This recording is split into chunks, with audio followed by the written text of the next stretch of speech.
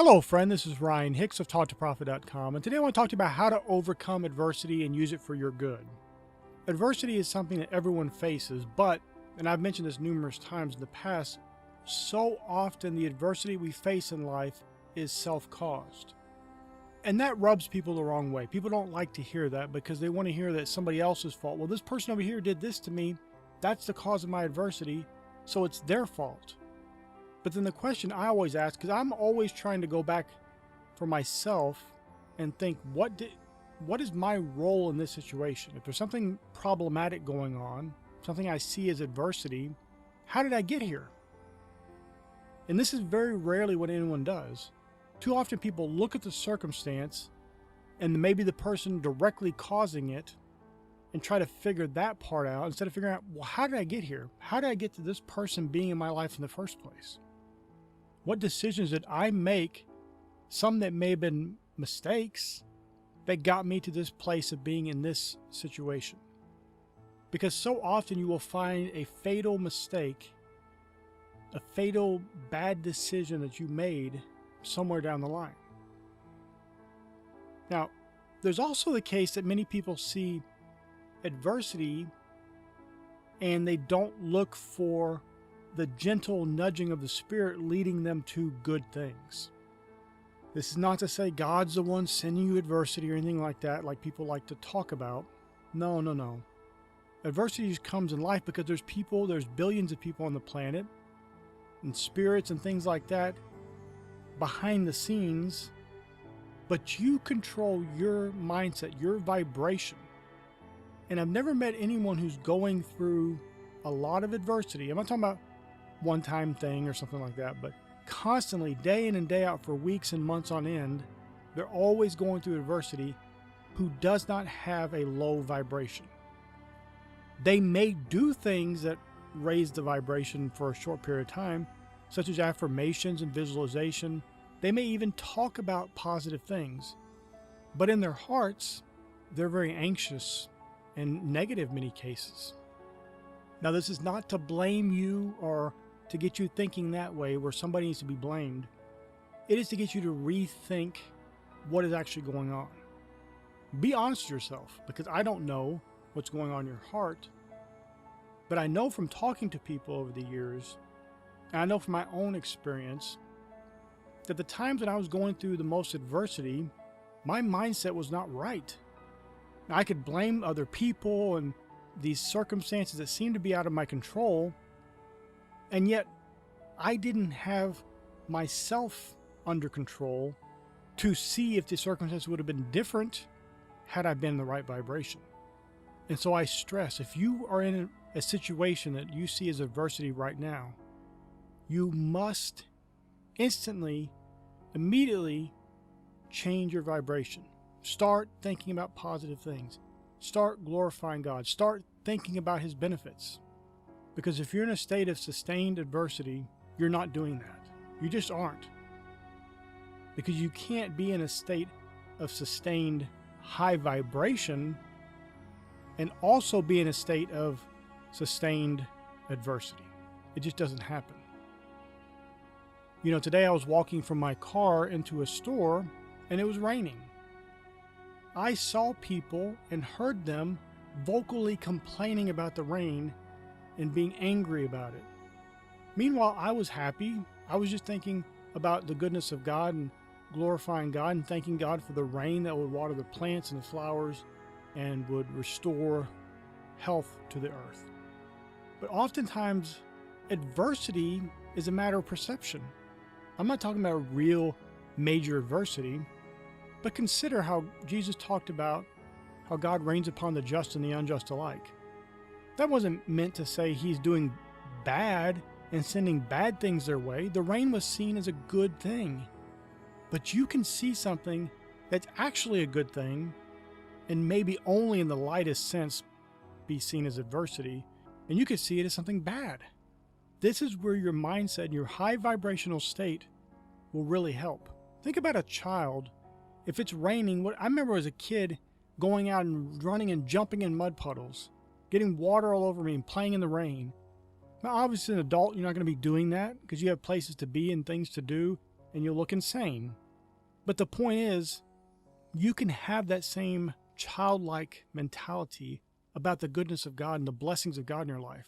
Instead of looking around trying to find a fault, a child can find a mud puddle, something that almost no one would see any goodness in, and have fun. And this is not also for you to go and then just pretend bad things are good like some people do with positive thinking. That's not what I'm talking about. You need to be positive, but do it because it's truly from your heart. Not that you're pretending things that make you miserable and that you hate are somehow good now, because they're not. You're not calling good evil and evil good. You just remove your focus from the negativity. So if you're going through a lot of adversity right now, first make sure, is it really adversity? Or is it something to push me to the right direction? Because sometimes, especially like in business, I've had businesses fail, and I look back on it now, and if it hadn't failed, I would have kept in that little mediocre business and not got into the business that made a lot of money and got me a lot of free time and made my life better. So I needed a little push in the right direction. Now, of course, now I'm more adept at recognizing things, and I don't need big major adversity to know where to go. You should be led by the Spirit. But especially if you're not really all that in tune and you're kind of growing and learning about these things, that's fine. Where is that adversity pointing a spotlight for you to go? Because sometimes if you look for that good thing that the adversity is really showing you, but you're not seeing right now because you're not focused on it, what is that good thing? Because I guarantee you it's there. It could also be that the adversity is self-caused. It's not always that, but it could be. And if it is, then as I mentioned, go back and look and see, why am I in this position right now? How can I adapt and change so I'm not in this position anymore, where this adversity can't affect me because I will not be here for it to affect me? Your vibrational state is of massive importance to your life and what you're actually going to be experiencing. If you're not in control of yourself, you don't have that self-control, that temperance, and you're not consistently keeping yourself in that high vibrational state, your life is going to be one where you seem like you're out of control. And truly it's because you are, because you don't have any control of the adversity. There's adversity everywhere, and it's always coming, and you don't seem to be able to stop it, because how could you? You're only vibrating in a way that could only attract more adversity. It can't even attract goodness. And so you can't be partaking of the media and the movies and the sports and the video games and all the filth of the world, all the pollution of the world, and expect yourself to be in a high vibrational state. And I'll give you a little tip that is very, very beneficial. First thing, obviously cut all that stuff out. But beyond cutting out the negative stuff, you need to add in a lot more positive stuff. And especially when you're going to sleep. Before you go to sleep, you need to make sure when you finally go to sleep each night that you are in a high vibrational state. That way, however long you're sleeping, 4 to 8 hours, however long, you are operating in a high vibrational state. Do you want to have 4 to 8 hours of negativity, of fear, of anxiety, of worry, of depression, of focus on adversity as you're sleeping? Of course not. And another thing, it's not even a restful sleep. So when you go to sleep each night, make sure you're saying affirmations, you're visualizing things you enjoy, things that you want and you're believing for, and keep yourself in a high vibrational state as you go off into sleep.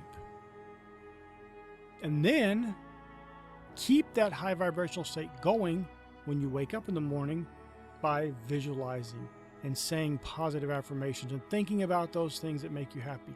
Now listen, it doesn't have to be something major. Oh, I'm going to win the lottery, or I'm going to get $10 million, or it doesn't have to be anything major. It could just be your puppy or your kitten or your son or your daughter, or your wife, or your husband, or whatever. Something that brings a smile to your face, that brings you joy to think about.